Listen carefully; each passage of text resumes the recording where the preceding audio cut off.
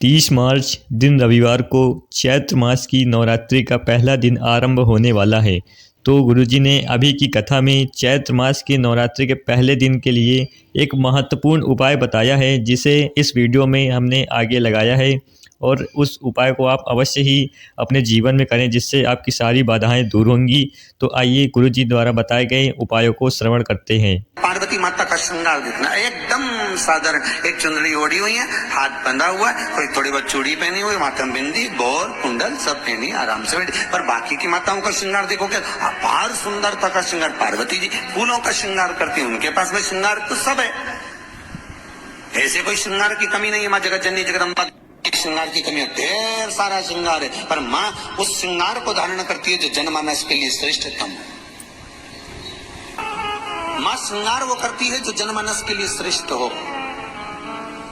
9 दिन में एक दिन अगर घर में ज्यादा बीमारी फैल रही हो, कोई ना कोई बीमार पड़ रहा हो, तो 1 लोटा पानी सुबह स्नान कर कर घर के चारों तरफ घुमाकर नीम के पेड़ के नीचे नवरात्र में डाल देना। महाराज 3 या 4 दिन लगेंगे, आराम लगना चालू हो जाएगा, घर से रोग दूर हो जाएगा। शिव महापुराण की कथा कहती है, देवी भागवत कहती है कि माता का 9 दिवस तक स्थान नीम के पेड़ के नीचे रहता है। इसलिए आज भी दक्षिण दिशा में देवी की मूर्ति नहीं बिठाते, नीम के पेड़ को साड़ी पहनाते हैं, नीम के पेड़ का ही मांग भरकर मंगलसूत्र पहनाकर नीम के पेड़ का ही श्रृंगार होता है और नीम के पेड़ की ही पूजन होती है। दक्षिण दिशा में माता की मूर्ति विराजमान नहीं करते नवरात्र में नीम के वृक्ष की पूजन करते, क्योंकि देवी भागवत में स्पष्ट कहा गया, नवरात्रि तक मां जगत जननी जगदम्बा 64 योगिनियों के साथ में नीम में विराजमान हो जाती। 64 योगिनियों। घर के अंदर बैठकर आप 27 मनके की माला जप रहे हो, घर के अंदर बैठकर 30 मनके की माला जप रहे हो, घर के अंदर बैठकर 108 मनके की माला जप रहे हो। आप जितने भी मनके की माला घर के अंदर बैठ रहे हो और जप रहे हो, उसका पुण्य आपको प्राप्त होगा, मना नहीं है, मिलेगा।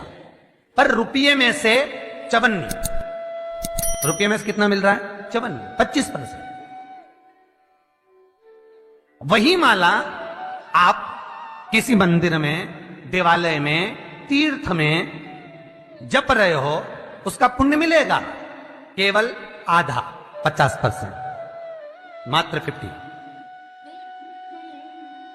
महाराज वही माला आप यदि पीपल, आंवला, समी, बेलपत्र, इन वृक्ष के नीचे अगर आप एक माला को लेकर बैठे हो और बिना आसन के, समी के वृक्ष के नीचे आप कोई मंत्र जप रहे हो, कोई बेलपत्री के पेड़ के नीचे मंत्र जप रहे हो, कोई आंवले के पेड़ के नीचे मंत्र जप रहे हो, किसी पीपल के वृक्ष के नीचे मंत्र जप रहे हो, तो वहां आसन लगाने की जरूरत नहीं होती। बिना आसन के अगर आपने एक माला का एक मन का भी अगर जपा है, शिव महापुराण कहती है, विष्णु पुराण कहती है कि 100% पुण्य आपके खाते में उस मंत्र का फल प्रदान कर देता है। उस मंत्र का शिव महापुराण की कथा, लिंग पुराण की कथा, विष्णु पुराण की कथा, पद्म पुराण की कथा कहती है कि किसी वृक्ष के नीचे, जिन वृक्षों का गुणगान हमारे शास्त्र करते हैं, जिन वृक्षों का गुणगान हमारी पुराणे करती हैं, उन वृक्ष के नीचे अगर एक मंत्र का मन का भी फेरा जाए तो उसका पुण्य हजारों गुना प्राप्त हो जाता, आप रूप प्राप्त होता अपने आप।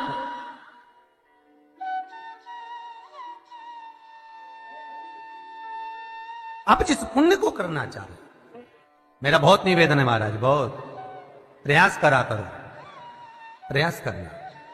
अगर हाथ के मनके की माला भी नहीं हो और किसी पीपल के पेड़ के नीचे 15 मिनट बैठने का मौका मिल गया, आंवले के वृक्ष के नीचे 5 मिनट बैठने का मौका मिल गया, किसी आंवले के वृक्ष के नीचे आप 5 मिनट बैठे हो, ओम नमो नारायण का मंत्र का स्मरण कर लो, ओम नमो भगवते वासुदेवाय का जाप कर लो, बस उसका फल 4 गुना, हजारों गुना प्राप्त हो जाता है। शमी के पेड़ के नीचे बैठे हो, श्री शिवाय नमस्तुभ्यम का जाप करिए, 4 गुना फल मिलेगा, 1000 गुना फल। बेलपत्री के पेड़ के नीचे गए हो, ओम नमः शिवाय ओम का जाप करिए, फल मिलेगा।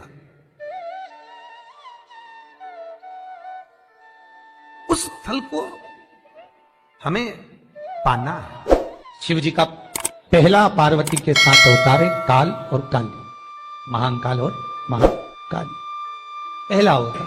पर द्वार पर चप्पल पड़ी होने के कारणवश वो लौट कर चली जाती है। बहुत ध्यान दीजिएगा हमारा, थोड़ा सा आपको बुरा लगेगा, लग जाएगा, और शिव पुराण है, जीवन संवार देगी तो अच्छी बात है, जीवन संवार दे तो अच्छी बात। मंदिर के द्वार पर हम जब चप्पल छोड़ते हैं,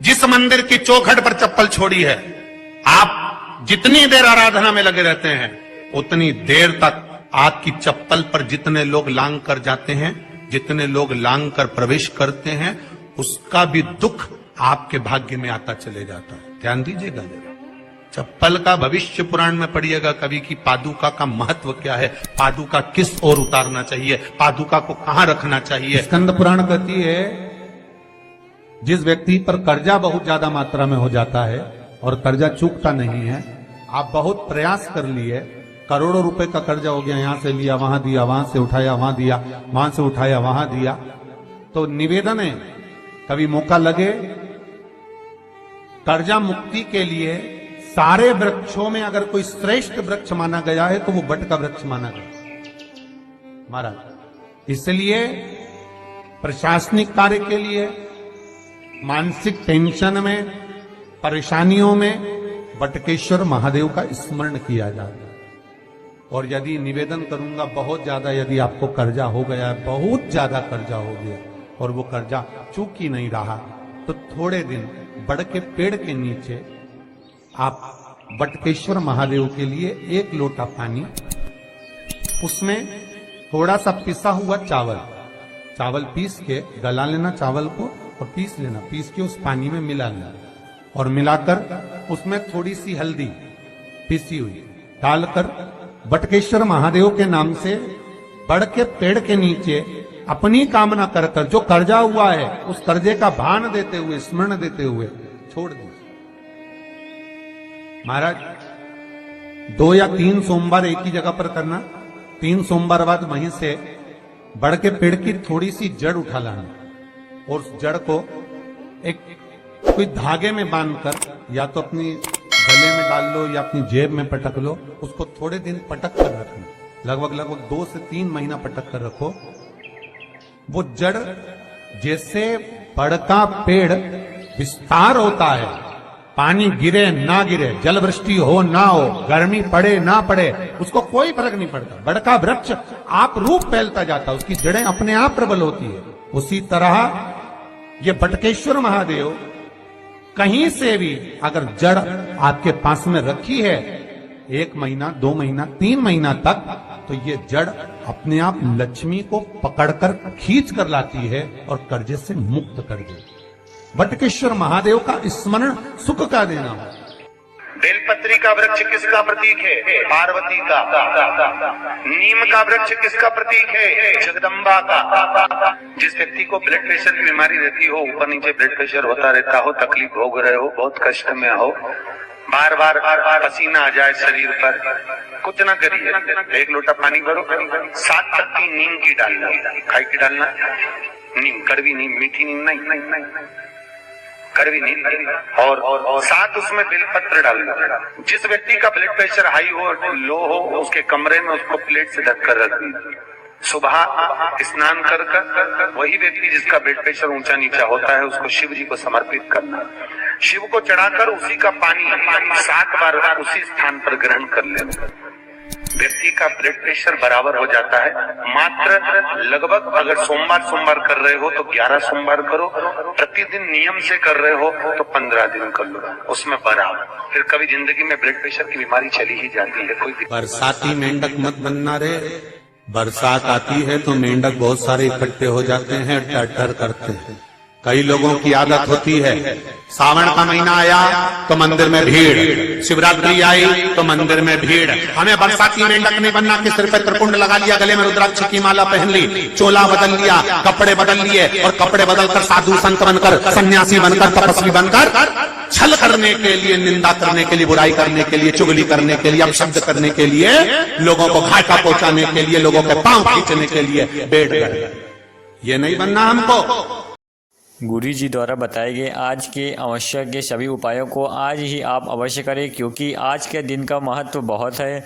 तो इस उपाय को आज ही आप कर लें और अपने जीवन को सुखी बनाएं। अगर आपको इसी प्रकार की गुरु जी की कोई कथा प्राप्त करनी हो तो हमारे चैनल को सब्सक्राइब करें।